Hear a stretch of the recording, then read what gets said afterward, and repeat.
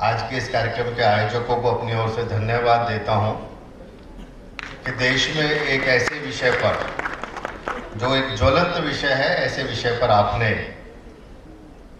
विश्वविद्यालय के छात्रों के सामने चर्चा करने का अवसर मुझे दिया।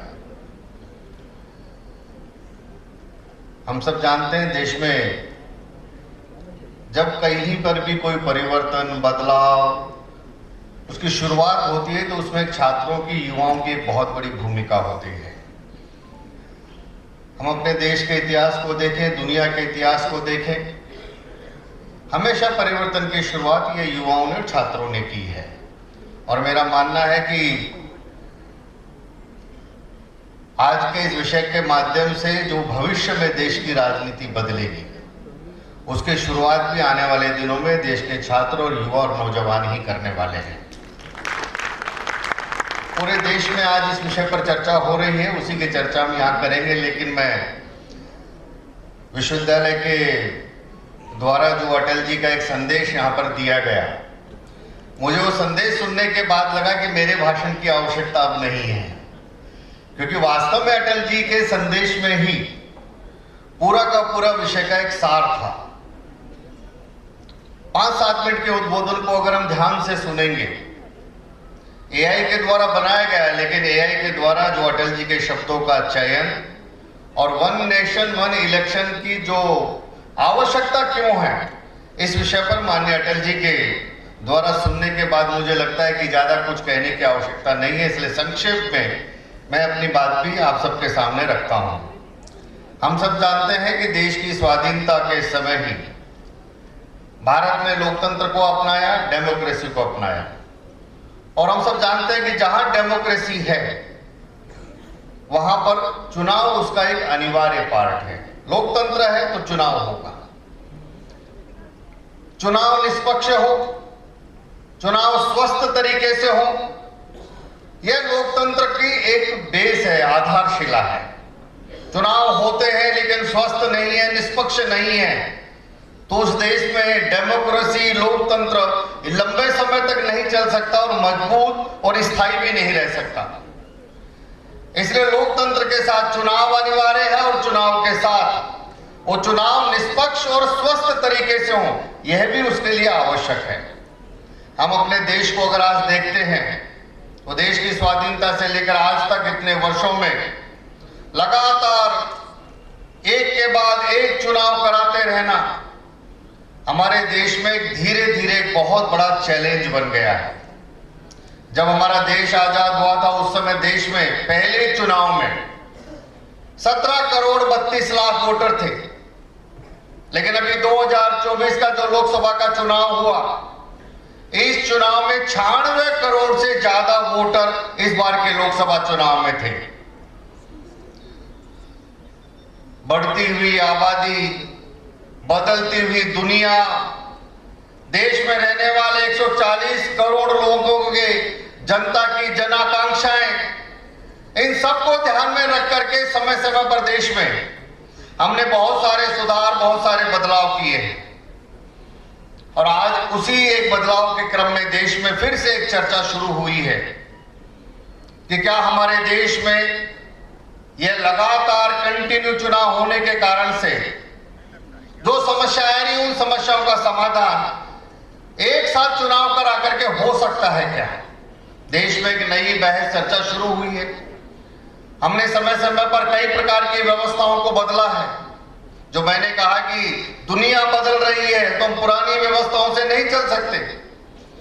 देश की स्वाधीनता से लेकर आज तक इस बदलती दुनिया में बदलती आवश्यकता के आधार पर और देश की आवश्यकता के आधार पर हमने अपने कानून की व्यवस्थाओं को भी बदला है, हमने अपनी प्रशासनिक व्यवस्थाओं में भी बदलाव किया है, हमने अपने देश की आवश्यकता के हिसाब से कई बार नई प्रकार की शिक्षा की व्यवस्थाओं में बदलाव किया है, हमने चुनाव की व्यवस्थाओं को भी बदला है। आज से कुछ साल पहले तक हम बैलेट पेपर से वोट डाला करते थे। देश के 21 वर्ष के युवा को मताधिकार था, आज 18 वर्ष के युवा को मताधिकार है।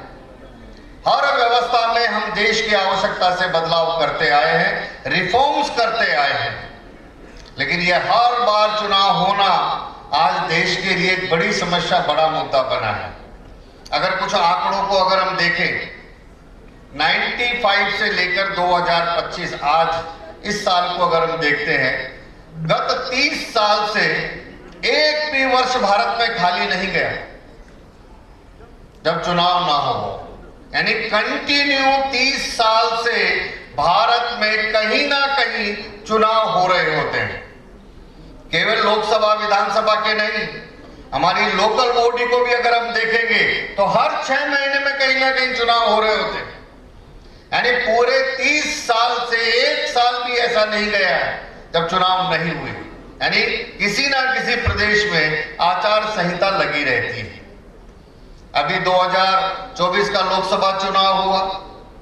लोकसभा के चुनाव के बाद जम्मू कश्मीर विधानसभा, हरियाणा विधानसभा, झारखंड विधानसभा, महाराष्ट्र के विधानसभा, दिल्ली का चुनाव, यानी एक साल भी पूरा नहीं हुआ है और 5 चुनाव हुए हैं और एक साल पूरा होते होते आने वाले दिनों में भी बिहार के चुनाव हैं, उसके बाद बंगाल के चुनाव, यानी हर 6 महीने के बाद कहीं ना कहीं देश में यह आचार संहिता लगी रहती है।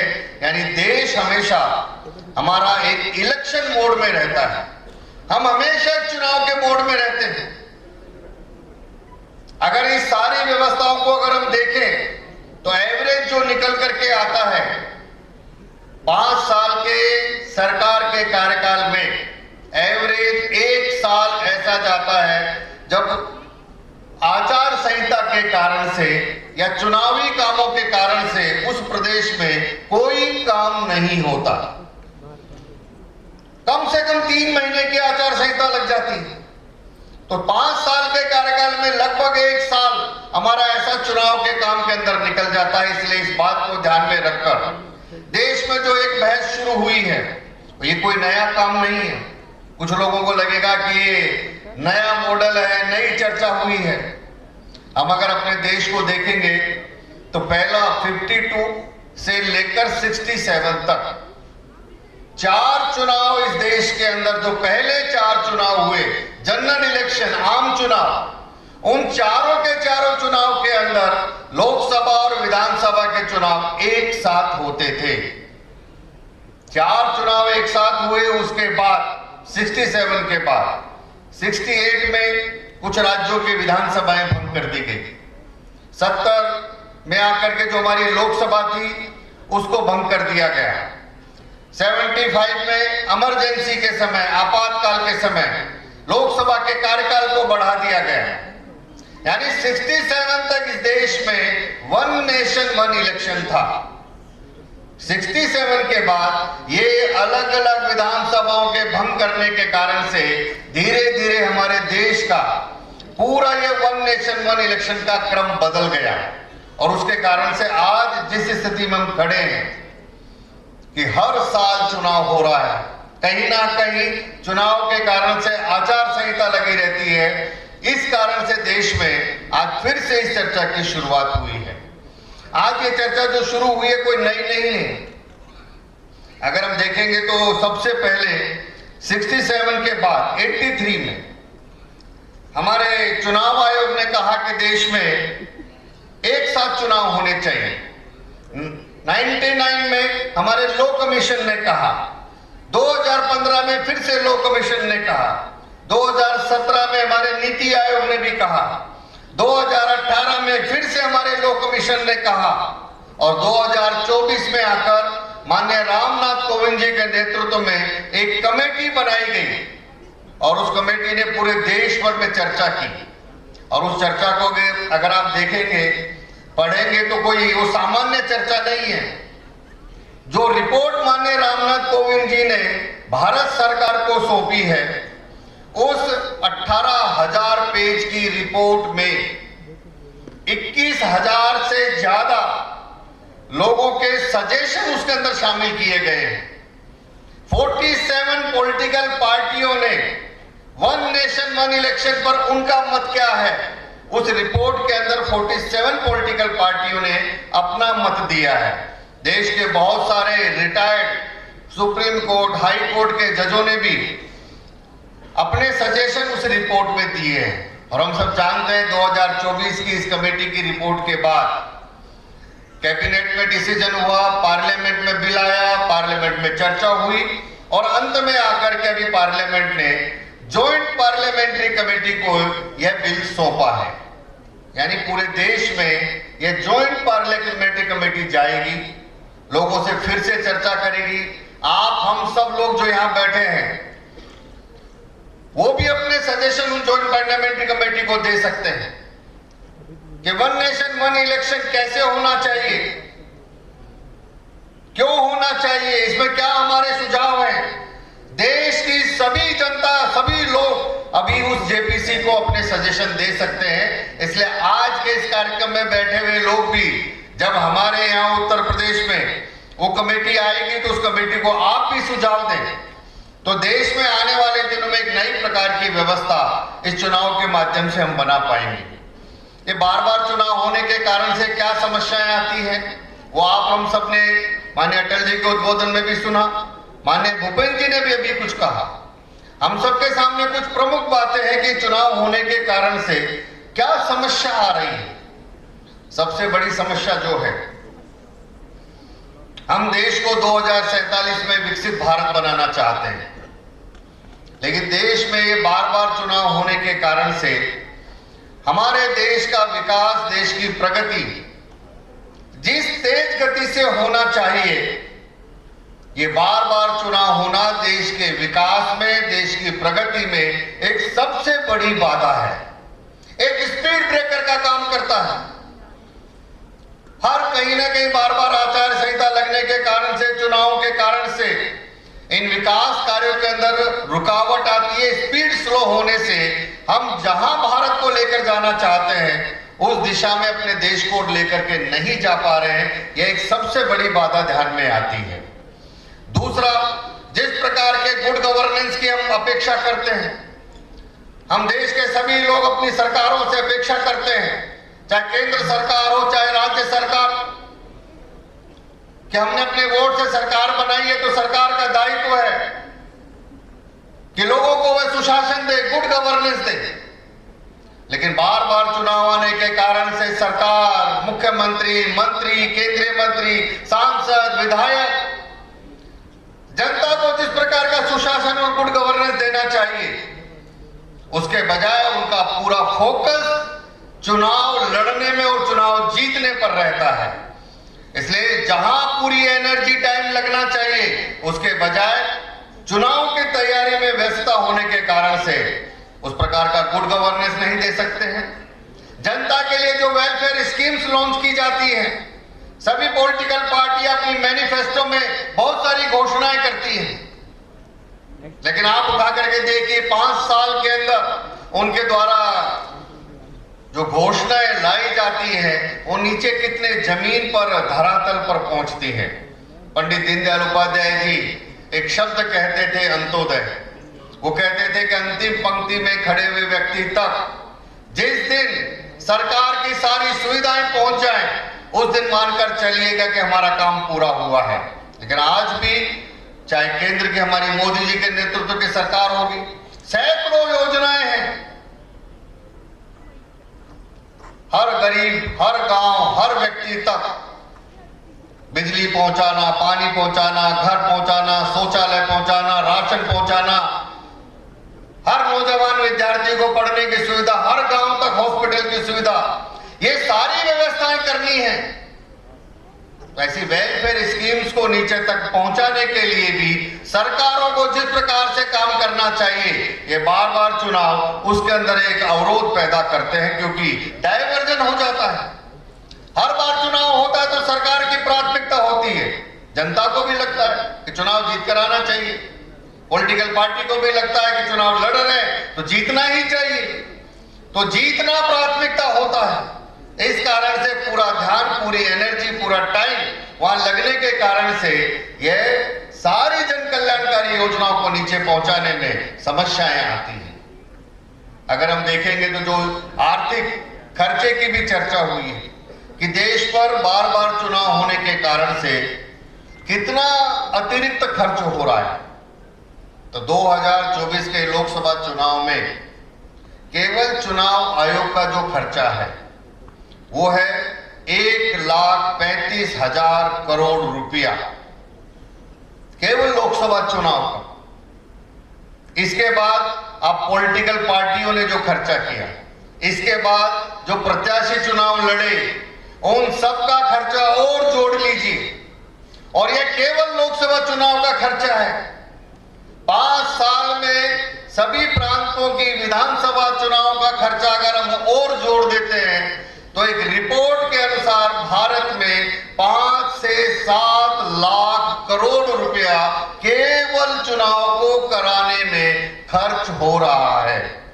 अब भारत जैसे एक बड़े विशाल जनसंख्या वाले देश, विकासशील देश के लिए 5 से 7 लाख करोड़ केवल 5 साल में चुनाव पर ही खर्च हो जाए, तो आप सोचिए जिन बातों को लेकर हम सोचते हैं कि ये विकास के काम हर व्यक्ति तक पहुंचने चाहिए, एक बहुत बड़ा आर्थिक बोझ ये बार बार चुनाव कराने से आता है।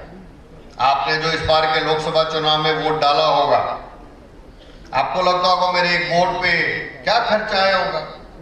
एक वोट पर आप जो वोट डालकर वापस आए उस पर 1400 रुपया खर्च हुआ है, एक वोटर पर। यानी चुनाव आयोग ने आपका वोट डल जाए उसके लिए 1400 रुपया खर्च हुआ प्रति वोटर। यानी एक वोटर 1400 रुपया आज इस देश के अंदर खर्च होता है। फिर विधानसभा का चुनाव होता है, फिर लोकल बॉडी का चुनाव होता है, उसका चुनाव होता है। यानी एक चुनाव को पर इतना खर्च हो रहा है, तो बार बार चुनाव होने से एक वोटर जब जाएगा तो हर बार ये नया खर्चा होगा, तो एक आर्थिक बोझ भी हमारे देश के ऊपर ध्यान में आता है। तो जो मैंने कहा कि बार बार चुनाव होने से जिन मुद्दों की हम चर्चा कर रहे हैं वो चर्चा तो है ही, इसलिए एक साथ चुनाव कराने से क्या लाभ होगा, तो जो मैंने कहा है कि हमारे देश के विकास की गति तेज होगी। देश के अंदर जो एक पॉलिसी पैरालिसिस की स्थिति पैदा होती है, बार बार आचार संहिता के कारण से आप कोई निर्णय नहीं ले सकते हैं। जब भी चुनाव का विषय आएगा आचार संहिता लगी है, डिसीजन पेंडिंग है। आप किसी भी ऑफिस में जाकर देखिए, चुनाव के समय एक माहौल रहता है, चुनाव है जी बाद में आइएगा। चुनाव से उसका कोई संबंध नहीं है, लेकिन पूरे के पूरे प्रशासन सभी ऑफिस के अंदर एक माहौल होता है कि आचार संहिता लगी, अभी कुछ नहीं होगा। आचार संहिता के नाम पर देश में किसी भी प्रकार का कोई काम नहीं होना, उसके कारण से हमारी ये जो विकास की गति प्रगति कम हो रही है, उस स्पीड को हम बढ़ा सकते हैं। एक सबसे बड़ा लाभ इस चुनाव के कारण से ध्यान में आता है। हमारे रिसोर्सेज का भी सदुपयोग होगा। मैंने एक जानकारी आपको और देता हूं, 2024 के लोकसभा चुनाव में कितने लोगों की ड्यूटी लगी होगी भारत में। यानी चुनाव कराने में जैसे मैंने कहा प्रति वोटर 1400 रुपया खर्च हुआ, ऐसे एक लोकसभा चुनाव पूरे देश का जगह हुआ तो 10 लाख से ज्यादा बूथों पर चुनाव कराने के लिए 1 करोड़ से ज्यादा लोगों की ड्यूटी लगाई गई। अब आप सोचिए, 1 करोड़ से ज्यादा सरकारी कर्मचारी केवल चुनाव कराने की ड्यूटी नहीं है, उससे पहले ट्रेनिंग, उससे पहले ये, उससे पहले फिर चुनाव कराने से पहले जाना, करा कर आना, काउंटिंग करना।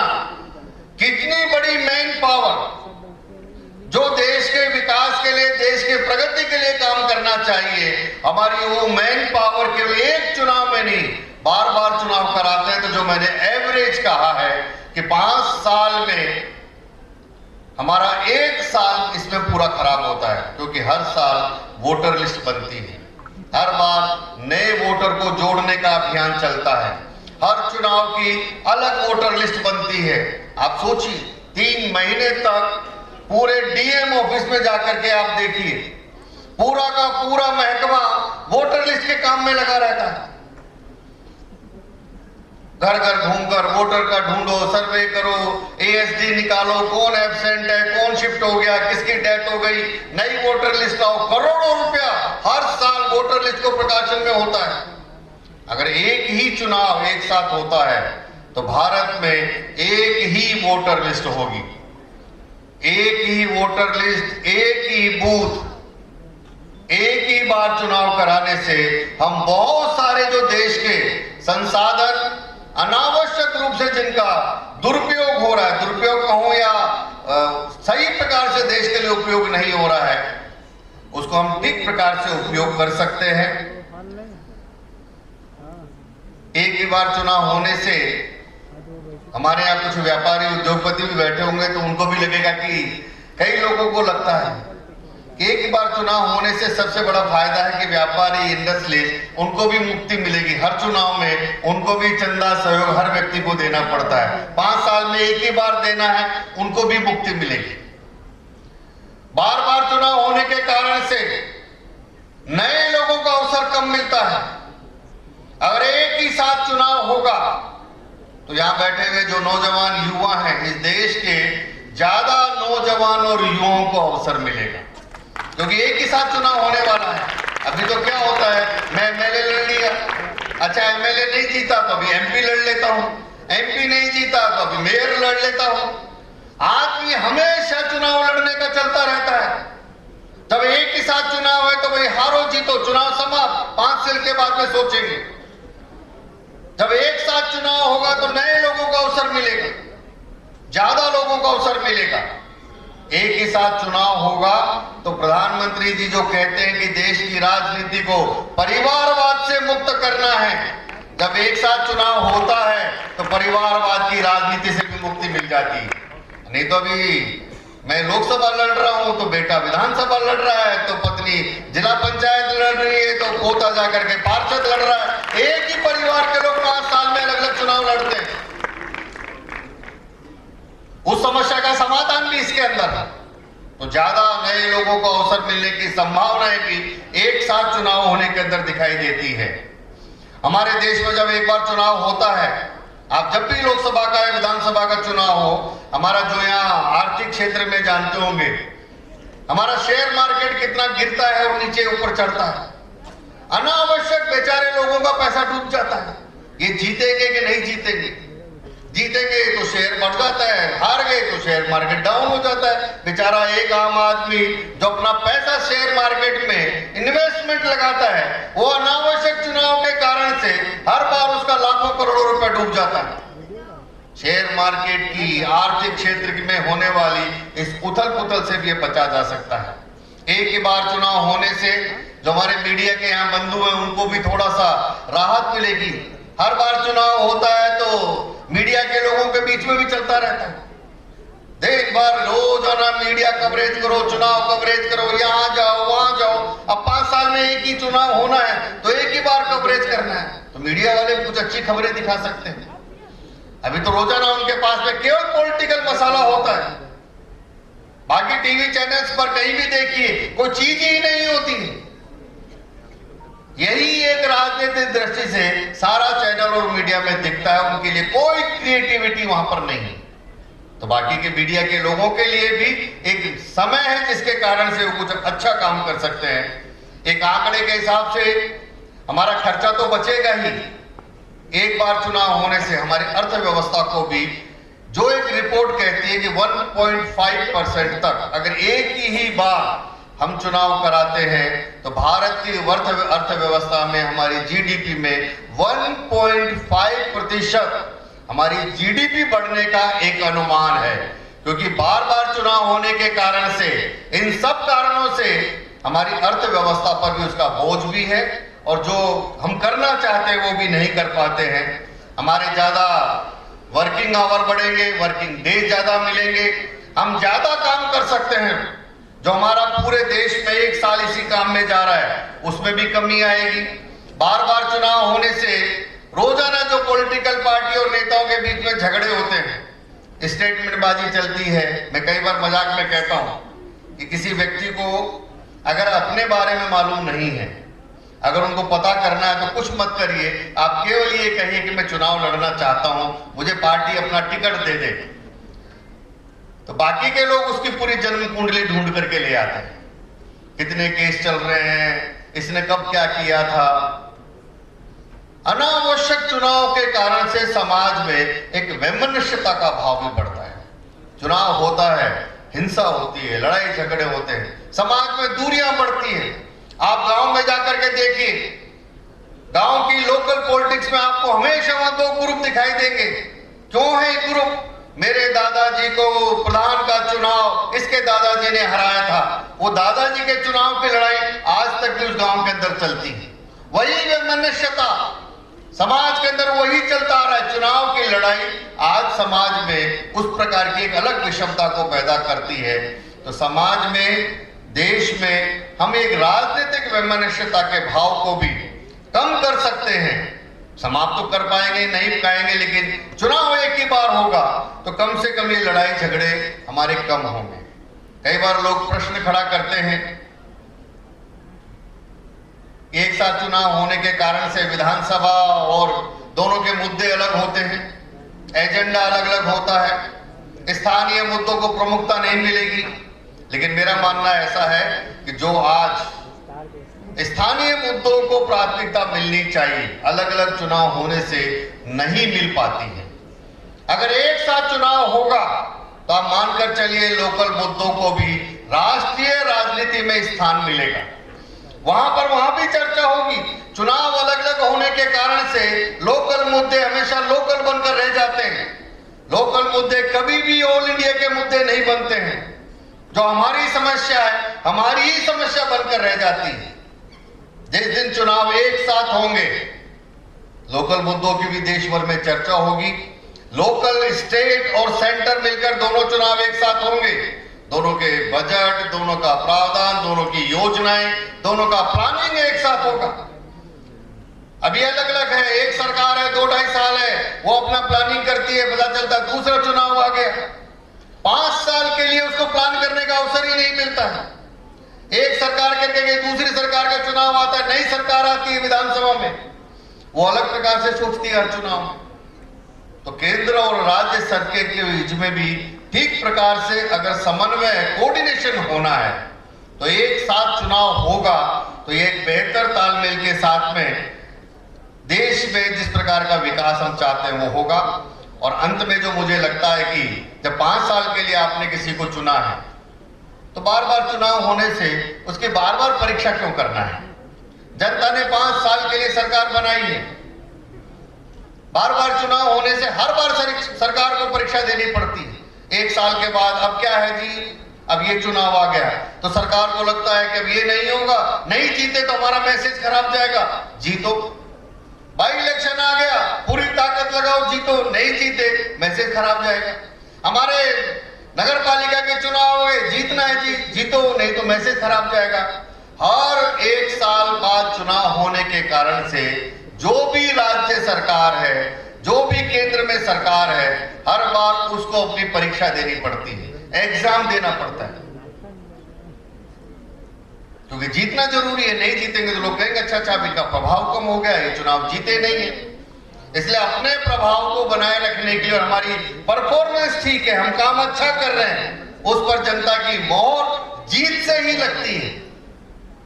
इसलिए हर 1 साल के बाद परीक्षा देना बंद होगा। 5 साल के लिए जनादेश मिला है, हमने हमारा मैनिफेस्टो 5 साल के लिए जारी किया है। हम 5 साल में ये काम करेंगे। सरकारों पर भी ये दबाव रहता है कि नहीं जल्दी करो, तुरंत अगला चुनाव आने वाला है 1 साल बाद, तो जो काम है वो फटाफट 1 साल में पूरा करो। और उसका परिणाम है घोषणाएं होती हैं लेकिन वो जनता तक नहीं पहुंचती है। क्यों? दबाव है। इसलिए इस कारण से भी अगर 5 साल के लिए जनादेश मिला है तो 5 साल की अपनी वर्क परफॉर्मेंस के आधार पर हमने जो काम किया है फिर से चुनाव में जाएंगे। जनता को अगर लगता है कि 5 साल में हमने ठीक काम किया है तो फिर से हमको मत देगी। हर साल उसको परीक्षा देने के कारण से जो राजनीतिक दल और सरकारों पर एक सबसे बड़ा दबाव है, स्टेट के इंटरेस्ट में, देश के इंटरेस्ट में जो निर्णय लेने चाहिए, कई बार होता है कठोर निर्णय होते हैं, कई बार जनता को लगता है ये निर्णय ठीक नहीं है, आज मुझे लगेगा ठीक नहीं है, लेकिन आने वाली पीढ़ी के लिए 5 साल, 10 साल, 15 साल के बाद ये निर्णय ठीक होगा। ऐसे दीर्घकालिक शासन के लिए, दीर्घकालिक निर्णय लेने के लिए भी एक समय सरकारों को मिलेगा। नहीं तो हर सरकार देश के हित में कोई निर्णय लेना चाहिए, वो थोड़ा सा उस निर्णय लेने से बचती है। क्यों? चुनाव है, फिर जनता के बीच में जाना है, 1 साल बाद जाना है। तो हर बार चुनाव होने के कारण से ऐसे कठोर निर्णय लेना या दीर्घकालिक लाभ देने वाले निर्णय जो देश के हित में है, सरकारें वो निर्णय भी नहीं कर पाती हैं। मुझे लगता है कि ये एक बार चुनाव होने से शायद 5 साल के जनादेश के आधार पर कोई भी जो चुनकर आ रहा है स्टेट में, केंद्र में, 5 साल की अपनी परफॉर्मेंस के आधार पर वो फिर से जनता के बीच में जाए और चुनकर आता है तो उसका एक लाभ मिलेगा। अटल जी ने जो भी कहा कि एक बार एक साथ चुनाव होने से, वैसे भी हमारा देश जब भी इलेक्शन होता है एक फेस्टिवल मूड में होता है। भारत में चुनाव का मतलब है अरे चलो चुनाव आ गए ना, थोड़ा छुट्टी है, मौज मस्ती है, घूमे फिरेंगे, और कहीं कोई कुछ करे ना करे, चुनाव में हर व्यक्ति सक्रिय हो जाता है, पॉलिटिकल एक्सपर्ट हो जाता है। ये चुनाव में हमारे यहाँ एक अलग प्रकार का मूड होता है। तो ऐसे अगर एक बार चुनाव होगा तो स्वाभाविक रूप से देश में एक एकता का, एक उत्साह का वातावरण जो बनता है, एक साथ चुनाव होने से वो भी लाभ होगा। एक साथ चुनाव होने से राजनीतिक स्थिरता भी आएगी, स्टेबिलिटी आएगी। जो सरकार बनेगी वो सरकार शक्तिशाली सरकार हो, चाहे केंद्र की हो, स्टेट की हो। एक बार चुनाव हो गया तो सरकार बनी है, वो अपना शक्तिशाली मजबूत सरकार होगी और राजनीतिक स्थिरता का भी एक भाव होगा। और स्टेट और केंद्र के दोनों चुनाव एक साथ होने से देश में एक कलेक्टिव, सामूहिक रूप से मिलकर काम करना है, सामूहिक रूप से विकास करना है, इसके भी एक भाव का निर्माण देश के अंदर दिखाई देगा।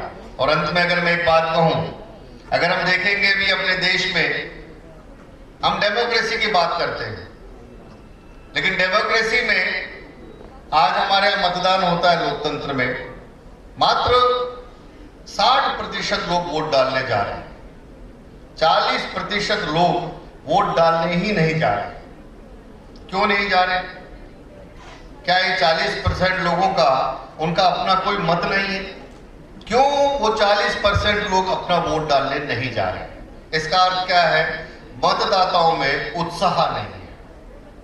इसका कारण है मतदाताओं को अपने वोट की ताकत मालूम नहीं है, या मतदाताओं को लगता है कि मेरे एक वोट से क्या फर्क पड़ने वाला है। कोई ना कोई कारण तो है जिसके कारण से 40% लोग वोट डालने नहीं जा रहे हैं। और इस 40% में भी एनालिसिस करिए, आज भी भारत में जहां सुविधाएं कम हैं, व्यवस्थाएं कम हैं, जहां लोग शिक्षित कम हैं, ऐसे ग्रामीण क्षेत्र में आज भी 80-90% वोट डलता है। लेकिन जिन शहरी क्षेत्रों में सुविधाएं ज्यादा हैं, व्यवस्थाएं ज्यादा हैं, पढ़े लिखे लोग ज्यादा हैं, वही लोग मतदान करने के लिए कम जा रहे हैं। शहरी मतदान 50% होता है, गांवों का मतदान 80-90% होता है। इसका अर्थ क्या है कि हमारा ये जो शिक्षित वर्ग है, पढ़ा लिखा, जिसको सारी सुविधाएं मिल रही है, वो केवल उत्साह नहीं है, अरे मेरे वोट डालने से क्या होगा, मैंने नहीं भी डाला तो कोई फर्क नहीं पड़ता है। इस मानसिकता के कारण से 40% लोग वोट डालने नहीं जा रहे हैं, 60% लोग वोट डाल रहे हैं। वो 60 में से जिसको 51 मिल गया वो जीत जाता है, यानी 60 में से 51 जिसको मिल रहा है वो जीत रहा है। इसलिए क्या हमारी डेमोक्रेसी एक्चुअल डेमोक्रेसी है क्या, जिसमें 40% लोगों का पार्टिसिपेशन ही नहीं है? इसलिए हम सबको एक साथ चुनाव कराने से जो सबसे बड़ा इसका फायदा है कि मतदाताओं में उत्साह आएगा कि एक ही बार वोट डालना है ना जी, एक ही बार छुट्टी है, तो मैं अपने भाग्य का विधाता मैं स्वयं बनूंगा। मेरे लिए कौन सी सरकार अच्छी है, मेरे लिए कौन सा नेता अच्छा है, ये चुनने का अधिकार, मेरे वोट की ताकत क्या है। बार बार वोट डालना तो उसको भी लगता है छोड़ो क्या डालना है, हर दिन चुनाव होते हैं भारत के अंदर। तो मतदाताओं के दृष्टिकोण से अगर हम देखेंगे तो एक्चुअल डेमोक्रेसी में यह भी एक हमारे मतदाताओं का पार्टिसिपेशन हम बढ़ा सकते हैं, क्योंकि डेमोक्रेसी में जो मालिक है, जो मास्टर है, वो तो वोटर है। इसलिए पंडित दीनदयाल उपाध्याय जी एक बात कहते थे कि देश में मतदाता जैसा होगा वैसा ही हमारा लोकतंत्र होगा। उस लाइन को वो कहते थे कि सिद्धांत विहीन मतदान से सिद्धांत विहीन राजनीति का जन्म होता है। देश की डेमोक्रेसी में मतदान जैसा होगा उससे पैदा होने वाली राजनीति भी वैसा ही होगी। अगर मतदान जाति के आधार पर हो रहा है तो उससे पैदा होने वाली राजनीति भी जातिवादी होगी। अगर मतदान पैसे और सुविधा के आधार पर हो रहा है तो उससे पैदा होने वाली राजनीति भी आर्थिक रूप से भ्रष्ट या सुविधा वाली होगी। मैं अपना मतदान किस आधार पर कर रहा हूं? मैं अपना मतदान जाति के आधार पर करता हूं और बाद में सोचता हूं कि उससे पैदा होने वाला नेता राष्ट्रवादी होगा। ये संभव ही नहीं है। उससे जो नेता आएगा वो नेता भी जातिवादी होगा, क्योंकि उसको जाति के आधार पर वोट मिला है। कैसे वो देश के बारे में सोच सकता है? इसलिए सिद्धांत विहीन मतदान से सिद्धांत विहीन राजनीति का जन्म होता है। जैसा मतदाता होगा वैसा लोकतंत्र होगा। हमारे इस डेमोक्रेसी में लोकमत परिष्कार यानी लोग जनता को जागरूक करते रहना, वोटर को जागरूक करते रहना। मतदाता जितना जागरूक होगा, मुझे अपना मत देना है, यानी अपना मेरा क्या अभिप्राय है, कौन ठीक है कौन गलत है। तो अगर मतदाता जागरूक नहीं है तो हमारे लोकतंत्र को भी हम लंबे समय तक स्थायी और मजबूत नहीं कर सकते। इसलिए हमारे लोकतंत्र को, डेमोक्रेसी को मजबूत करना है तो समय समय पर मतदाताओं को जागरूक करते रहना। जितना ज्यादा मतदाता जागरूक होगा, जनता जागरूक होगी, जितना जनता इन मुद्दों पर सोचकर अपना मत करेगी उतना हमारा भविष्य अच्छा होगा। इसलिए 2047 में एक विकसित भारत बनाने का जो एक संकल्प लेकर हम चले हैं कि देश की स्वाधीनता के 100 वर्ष पूरा होने पर भारत विकासशील देश नहीं रहेगा। हम भारत को एक विकसित भारत की श्रेणी में लेकर आएंगे। हम दुनिया की 5वीं अर्थव्यवस्था बने हैं, 3रे नंबर की अर्थव्यवस्था पर भारत को लेकर जाएंगे। यह देश के हम सब युवा और छात्रों के मन में एक संकल्प है कि 2047 तक एक विकसित भारत बनाना है। तो देश का पैसा, देश के लोगों का श्रम, देश के हम सब लोगों का समय, ये सब देश के लिए लगना चाहिए। अगर वो लगना है तो ये जितने भी ऐसे छोटे छोटे स्पीड ब्रेकर हैं जो देश के विकास की, देश की प्रगति को स्लो कर रहे हैं, ऐसे सारे स्पीड ब्रेकर्स को हटाना पड़ेगा। केवल ये बार बार चुनाव होना यह एक स्पीड ब्रेकर है। देश में एक साथ चुनाव होने लग जाएंगे तो भारत विकसित हो जाएगा, ऐसा नहीं है। विकसित भारत करने के लिए और 10 काम भी हैं। यह केवल एक स्पीड ब्रेकर हटाना है। तो यह एक स्पीड ब्रेकर है, और भी 4 स्पीड ब्रेकर होंगे। जो मैंने कहा कि देश की वर्तमान आवश्यकता के हिसाब से व्यवस्थाओं में सुधार करना, व्यवस्थाओं में बदलाव करना, नए प्रकार की व्यवस्थाएं बनाना, यह हमारी नई पीढ़ी का दायित्व है। उस प्रकार के भारत को सोच करके यह एक छोटे से स्पीड ब्रेकर को हम देश की जनता के बीच में लेकर के जाएं कि यह बार बार चुनाव होने से हम जो एक सपना लेकर के चले हैं कि आने वाले दिनों में अपना भारत एक विकसित भारत बनेगा। हम देश के लिए क्या कर सकते हैं? तो जो हम एक गीत गाते हैं, भला हो जिसमें देश का वो काम सब किए चलो। तो जिस काम में देश का भला है, जिस काम को करने से देश का फायदा होगा, जिस काम को करने से हमारी जो ये नौजवान छात्रों की यहाँ पीढ़ी बैठी है जो 2047 का विकसित भारत देखेगी, उस पीढ़ी के लिए, उस प्रकार का भारत बनाने के लिए नेशन फर्स्ट, देश के लिए पहले क्या करना है। तो मुझे लगता है कि बार बार चुनाव कराने से देश के सामने जो समस्याएं आ रही हैं उन सब का एक ही विकल्प है। एक साथ देश में चुनाव होंगे तो हम कई प्रकार की समस्याओं से मुक्ति पा पाएंगे। केवल आर्थिक खर्चा बचेगा और इतना ही नहीं है। मैं मानता हूं एक साथ चुनाव होने से भविष्य में बहुत बड़ी देश की राजनीति भी बदलेगी। देश की राजनीति के बारे में सोचने का तरीका बदलेगा।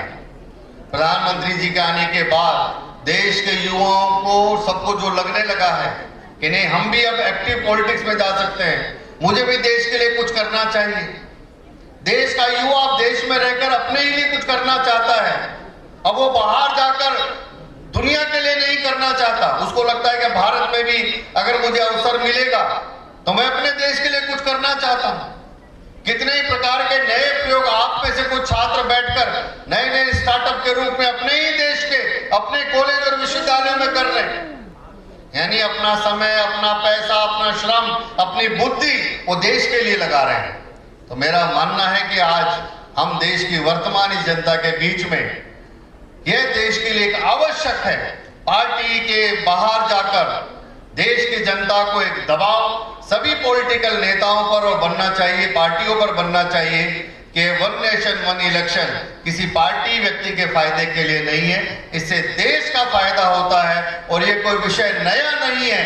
देश की स्वाधीनता के बाद 4 चुनाव हमने इसी पद्धति से कराए थे। तो आने वाले दिनों में एक बड़ा व्यापक अभियान जागरण के रूप में आप सबके माध्यम से देश में यह एक जन अभियान बने, इतना ही निवेदन करते हुए और आप सबसे अपेक्षा करते हुए अपनी बात को समाप्त करता हूं।